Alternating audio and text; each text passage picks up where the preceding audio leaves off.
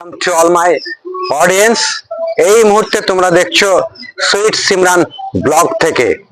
আজকে তোমাদের সামনে যে ব্লগ ভিডিওটা তুলে ধরা হবে একটু অন্যরকম। আমরা জানি মানুষের যে যাতায়াত ব্যবস্থা, এই যাতায়াত ব্যবস্থার একটা সবচাইতে স্ট্রং মাধ্যম জলপথ। আমরা দেখেছি স্থলপথ ছাড়াও জলপথে মানুষ এক জায়গা থেকে অন্য জায়গায় নিজের প্রয়োজনে প্রত্যেক দিন কিন্তু যাচ্ছে। এক শহর থেকে অন্য শহরে, এক গ্রাম থেকে অন্য গ্রামে যাচ্ছে। ঠিক এরকমই একটা ফেরিঘাট, এই ফেরিঘাটটার নাম হচ্ছে হালালপুর ফেরিঘাট, মুর্শিদাবাদ ওয়েস্ট বেঙ্গল। এই হালালপুর ফেরিঘাটের যে দৃশ্য, সেই দৃশ্য আজকে তোমাদের সামনে তুলে ধরবো। তোমরা অবশ্যই সঙ্গে থাকবে। আর আমার এই চ্যানেলে যারা নতুন আছো, তোমরা অবশ্যই আমার এই চ্যানেলকে সাবস্ক্রাইব করবে, এবং যারা ইতিমধ্যে সাবস্ক্রাইব করেছো তাদেরকে অনেক অনেক শুভেচ্ছা। তাহলে চলো দেখা যাক আজকের এই যে ফেরিঘাট, হালালপুর যে ফেরিঘাট, তোমাদেরকে প্রথম থেকে সমস্ত দৃশ্যটা এবং কিভাবে ঘাটের এক প্রান্ত থেকে অন্য প্রান্তে যোগাযোগ হচ্ছে, হালালপুর হল থেকে শুরু করে ঘাটের যে অন্য একটা পাড়, সে পাড়ে একটা গ্রাম আছে, সে গ্রামটার নাম হচ্ছে চর হালালপুর। এবং সেই দৃশ্য অলরেডি তোমরা দেখতে পাচ্ছ। ফেরিঘাট থেকে অলরেডি জাহাজ কিন্তু ছেড়ে দিয়েছে, সেই দৃশ্য তোমরা এই দূরে দেখতে পাচ্ছ। অলরেডি জাহাজ কিন্তু ছেড়ে দিয়েছে হালালপুর ফেরিঘাট থেকে, সেই দৃশ্য তোমরা এই মুহূর্তে সরাসরি দেখতে পাচ্ছ। খুব সুন্দর দৃশ্য। এবং এই ফেরিঘাটে আর কি কি জায়গা আছে এবং হাইলাইটেড যে জায়গাগুলো আছে, প্লেসগুলো আছে, সেগুলো তোমাদের সামনে তুলে ধরবো। তাই তোমরা ভিডিওটা স্কিপ করবে না, শেষ পর্যন্ত দেখো। তোমাদের অবশ্যই আজকের এই ব্লগটা ভালো লাগবে, এটা আমি আশা রাখছি।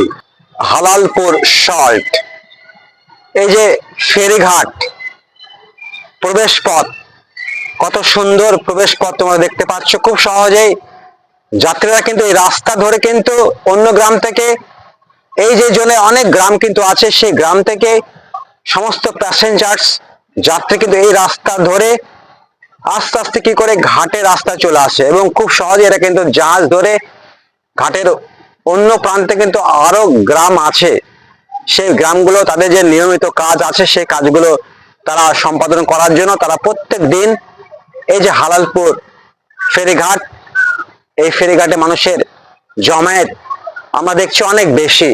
এখানে একটা গ্রামের সঙ্গে আরেকটা গ্রামের লিঙ্কেজ আছে, তাই মানুষ কিন্তু সর্বদা এই যে হালালপুর হল্ট, এটা একটা মূল জলপথের মাধ্যম বলা যায়।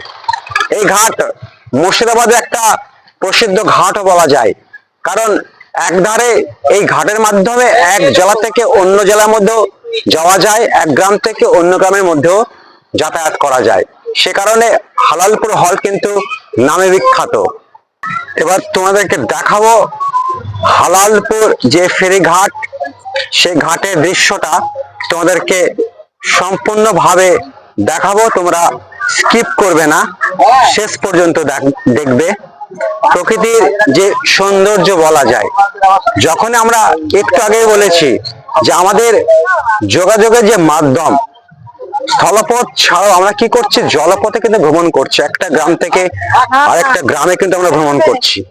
এবারে তোমাদেরকে দেখাবো যে এই ঘাটের যে দৃশ্য, সেই দৃশ্যটা তোমাদের কাছে অবশ্যই তুলে ধরবো। তোমরা সঙ্গে থাকবে এবং ভিডিওটা স্কিপ করবে না। এটা একটা সুন্দর ব্লগ ভিডিও, তোমাদের এন্টারটেইনের জন্য করা হচ্ছে। এই যে দেখতে পাচ্ছ দৃশ্যটা, আগেই বলেছি, তার আগে একটু দৃশ্যটা দেখো। সূর্যের যে আলোটা যে নদীর জলে পড়ছে, যে প্রতিচ্ছবি, এটাই তো প্রকৃতির সৌন্দর্য, মূল কথা। আমরা প্রকৃতির মধ্যে এই ধরনের যে রূপ, যে প্রকৃতির নানা রূপ আছে। গোধূলি লগ্ন, বৈকাল বেলাতে নদীর উপরে সূর্যের এই যে ঝিকিমিকি আলো, সত্যি অসাম বলা যায়। It is totally bombastic. তাহলে অডিয়েন্স বুঝতে পারছো যে আমাদেরকে জলপথ, স্থলপথ, আমরা সচরাচর কি করি, স্থলপথে এক রাজ্য থেকে অন্য রাজ্যে যাই, এক গ্রাম থেকে অন্য গ্রামে যায়, এবং এই যে মাধ্যম, এই মাধ্যমের মধ্যে কিন্তু জলপথ একটা উন্নত মাধ্যম। আমরা কি জানি, সমগ্র পৃথিবীর 1 ভাগ স্থল এবং 3 ভাগ জল, তাহলে সবটাই যেহেতু জল, তাহলে কেন জলপথ আমাদের প্রধান যাতায়াতের মাধ্যম হবে না, তাই না? খুবই গুরুত্বপূর্ণ। এই যে সুন্দর দৃশ্য, একটু দূরে তোমরা দেখতে পাচ্ছ অলরেডি একটা জাহাজ চলে আসছে সামনের দিকে, নদীর ওই প্রান্ত থেকে এই প্রান্তে এসে লাগবে, যাত্রী আছে। আগেই বলেছি, এই যে হালালপুর ফেরিঘাট অনেকগুলো গ্রামের মধ্যে একটা সমন্বয় সাধন করে, অথচ আর কি করে, এক জেলা থেকে অন্য একটা জেলার মধ্যে যে কমিউনিকেশন, যোগাযোগের প্রধান মাধ্যম কিন্তু এই হালালপুর ফেরিঘাট। এবং আমরা যদি এই ঘাটকে ক্রস করে একটু সামনে চলে যাই, আমরা যে ইতিহাস খ্যাত যে শশাঙ্কের রাজধানী কর্ণ সুবর্ণ আছে, আমরা সেই কর্ণ সুবর্ণ যে হিস্টোরিক্যাল জায়গা, আমরা সেই জায়গাকে পেয়ে যাই। একটু সামনে জাস্ট 5 কিলোমিটার যদি আমরা এখান থেকে চলে যাই, আমরা কিন্তু সেই ইতিহাস খ্যাত সেই শশাঙ্ক, তার যে রাজধানী, সেই কর্ণ সুবর্ণকে দেখতে পাবো। এই যে দেখতে পাচ্ছ অলরেডি স্টিমার কিন্তু চলে আসছে, ফেরিঘাটে লাগবে, সেই দৃশ্য তোমরা এই মুহূর্তে সরাসরি দেখতে পাচ্ছ সুইট সিমরান ব্লগ থেকে। তোমাদের যদি এই ব্লগ ভালো লাগে অবশ্যই লাইক, শেয়ার এবং কমেন্ট করবে, এবং যারা অলরেডি সাবস্ক্রাইব করেছো অসংখ্য ধন্যবাদ, এবং যারা সাবস্ক্রাইব করনি, যদি তোমাদের ভালো লাগে আমার এই ব্লগ অবশ্যই আমার এই চ্যানেলকে সাবস্ক্রাইব করবে। এই যে মনোরম দৃশ্য, নদীর উপরে স্টিমার, জলপথের শ্রেষ্ঠ মাধ্যম কিন্তু স্টিমার, জাহাজ, শ্রেষ্ঠ জলযান। দেখতে পাচ্ছ কত যাত্রী কিন্তু আছে, কত বাচ্চা আছে, এবং এরা কিন্তু নিয়মিতভাবে প্রত্যেকদিন এইভাবে কিন্তু নদীর এক প্রান্ত থেকে অপর প্রান্তে কিন্তু চলে আসে নিয়মিত নিজেদের কাজ, যে কাজ করার জন্য, বিভিন্ন কাজের সোর্সে, বা কেউ ঘুরতে যায়, এখানে কাজটাই মেন সোর্স।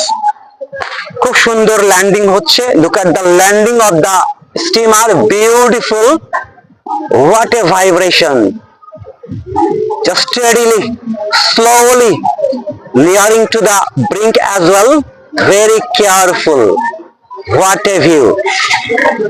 অলরেডি স্টিমার কিন্তু নদীর পাড়ে ল্যান্ড করেছে, সেই দৃশ্য তোমাদের সামনে। যাত্রী ভাইরা এক এক করে নামছে, নিজেদের যে দৈনন্দিন কাজ, তাদেরকে সেই কাজ করতে হবে, আবার সন্ধ্যার মধ্যে বাড়ি ফিরতে হবে। কিছু যাত্রী আছে যারা হয়তো আজকে বাড়ি ফিরবে না, হয়তো বেড়াতে যাচ্ছে, ঘুরতে যাচ্ছে, নানা রকম যাত্রী থাকে, সেটা তোমরা অবশ্যই জানো। আবার অসংখ্য ধন্যবাদ সকল অডিয়েন্সকে সুইট সিমরান ব্লগ থেকে সরাসরি দেখার জন্য।